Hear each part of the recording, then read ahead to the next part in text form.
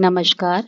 कक्षा 12वीं की पाठ्यपुस्तक आरोह भाग 2 के काव्य खंड के पाठ 8 जिसे गोस्वामी तुलसीदास जी द्वारा लिखा गया है, उनके द्वारा लिखित कवितावली जो कि उत्तरकांड से है।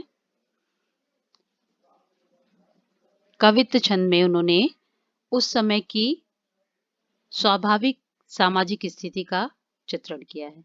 किस प्रकार से समाज में आर्थिक रूप से विपन्न होकर लोग किस किस तरह के कार्य कर रहे थे।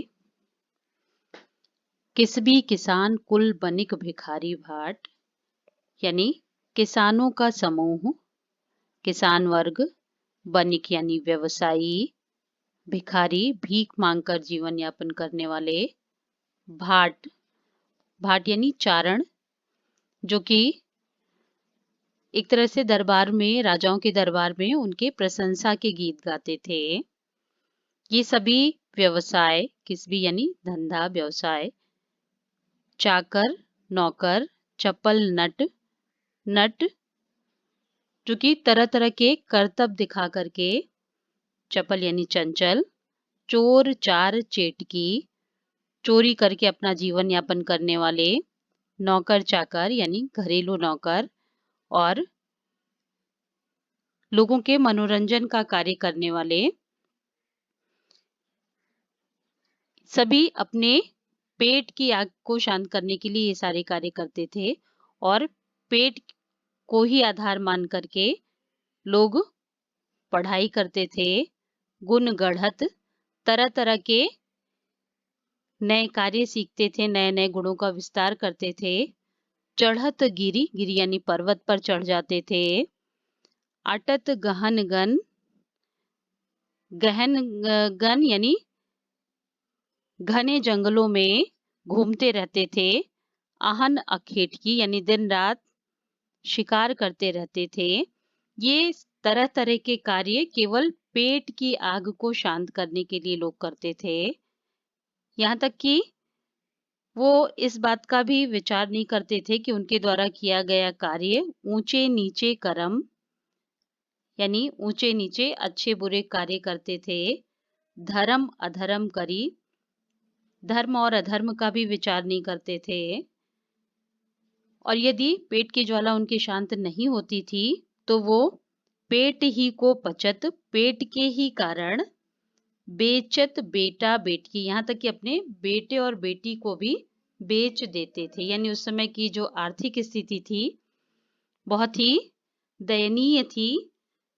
तुलसीदास जी कहते हैं कि तुलसी बुझाए एक राम घनश्याम ही थे, यानी केवल राम रूपी घनश्याम ही इस पेट रूपी आग को शांत कर सकते हैं।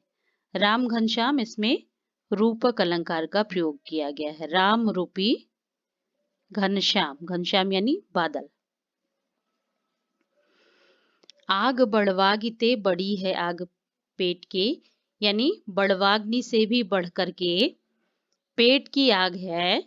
इसलिए इस पेट रूपी आग को बुझाने में केवल राम रूपी घनश्याम ही हम सबकी मदद कर सकते हैं।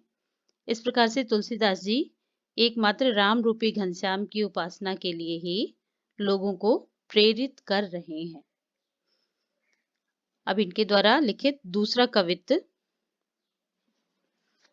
खेती न किसान को, भिखारी को न भीख, बलि बनिक को बनिज, न चाकर को चाकरी, यानी उस समय की सामाजिक स्थिति बहुत ही बुरी अवस्था में पहुंच गई थी, जिसके कारण किसान जो खेती करना चाह रहा है, अकाल होने के कारण वह खेती नहीं कर पा रहा है, और चारों तरफ भुखमरी होने के कारण जो भिखारी हैं वो भीख मांग रहे हैं, तो उन्हें भीख नहीं मिल रही है, क्योंकि अनाज खेतों में हो ही नहीं रहा है अकाल होने के कारण, इसलिए भिखारी को भीख नहीं मिल रही है। यहाँ तक कि बलि के लिए भी लोगों के पास, बलि यानी जो पशुओं जानवरों को भोजन दिया जाता है, उसके लिए भी लोगों के पास भोजन नहीं है। और बनिक को बनिज, बनिज यानी जो व्यवसायी हैं, उनको कोई व्यवसाय नहीं मिल रहा है।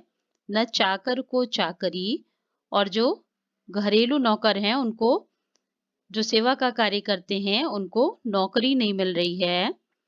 जीविका विहीन लोग सीध्यमान सोच वश।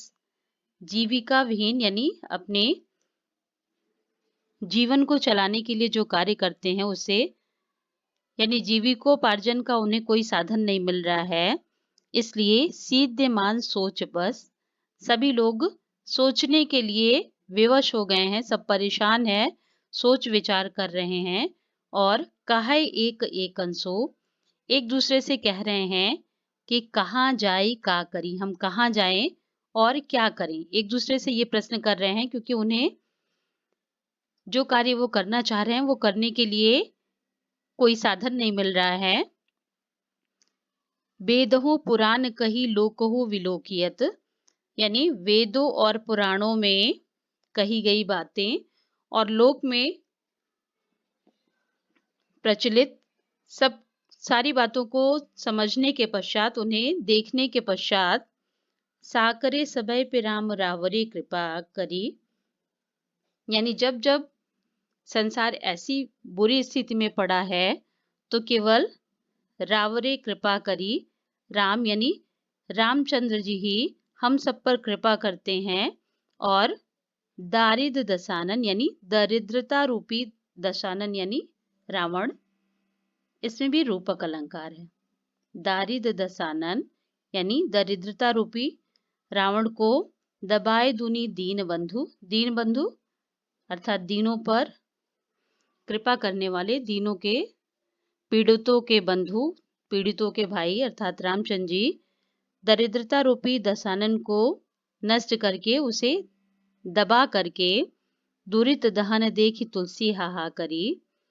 तुलसीदास जी कह रहे हैं, तुलसीदास जी दरिद्रता रूपी रावण को बढ़ते हुए देख करके चिंतित होते हुए कह रहे हैं कि केवल राम रूपी राम ही हैं जो हम सबको इस दरिद्रता रूपी रावण से बचा सकते हैं, इसलिए केवल राम की ही कृपा हम सब पर बनेगी, तभी हम सब इस दरिद्रता रूपी रावण से बच सकेंगे। तुलसीदास जी द्वारा लिखित ये सवैया छंद है जिसमें उन्होंने समाज की स्थिति को बताते हुए वो किस प्रकार का आचरण कर रहे हैं समाज के प्रति उसे बताते हुए कह रहे हैं, धूत कहो अवधूत कहो यानी कोई मुझे चाहे धूत कहे या फिर अवधूत कहे, यानी उन्हें किसी भी जाति धर्म संप्रदाय से उन्हें कुछ नहीं लेना है, चाहे उन्हें कोई सन्यासी कहे, चाहे कोई गृहस्थ कहे, राजपूत कहे या जुलाहा कहे। राजपूत यानी जो राजाओं का कार्य करते हैं, सिंह राजपूत, जुलाहा यानी जुलाहा जो सिलाई का काम करते हैं, यानी उन्हें कुछ भी कहा जाए उन्हें कोई फर्क नहीं पड़ता है। उसका कारण बताते हुए कह रहे हैं, काहू की बेटी सो बेटा ना ब्याह, क्योंकि मुझे किसी की बेटी से अपने बेटे का विवाह नहीं करना है, यानी सामाजिक बंधनों में मुझे नहीं बढ़ना है, नहीं बंधना है, इसलिए काहू की जाति बिगाड़ न सोऊं, मैं किसी की जाति नहीं बिगाड़ सकता हूँ क्योंकि मुझे किसी की बेटी से अपने बेटे का विवाह नहीं करना है। वो अपना परिचय बताते हुए कह रहे हैं कि तुलसी सरनाम गुलाम है राम को, तुलसी राम का गुलाम है यानी राम का सेवक है, ये सब जगह प्रसिद्ध है। सरनाम यानी प्रसिद्ध है कि मैं राम का गुलाम हूँ। जाको रुचय सो कहे कछु ओ, जिसको जो जैसा अच्छा लगे वो मुझे कहे, लेकिन मैं राम का गुलाम हूँ, यही प्रसिद्ध है। मांग के खैबो, मैं मांग कर खा सकता हूँ, मसीत को सोइबो और मस्जिद में भी सो सकता हूँ, क्योंकि लेबो को एक न देबो को दो, क्योंकि मुझे किसी से कुछ भी लेना देना नहीं है। लेबो को एक, किसी से ना तो एक लेना है और ना ही किसी को कुछ देना है, यानी मुझे इस संसार में केवल राम की भक्ति के अलावा और कोई कार्य नहीं करना है, यानी इस सवैये में तुलसीदास जी अपनी राम के प्रति अनन्य भक्ति को प्रकट कर रहे हैं और कह रहे हैं कि मुझे इस संसार में किसी से कोई मतलब नहीं है, केवल मैं राम का सेवक हूँ।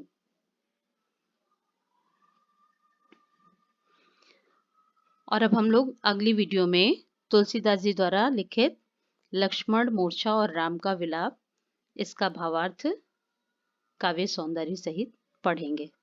धन्यवाद।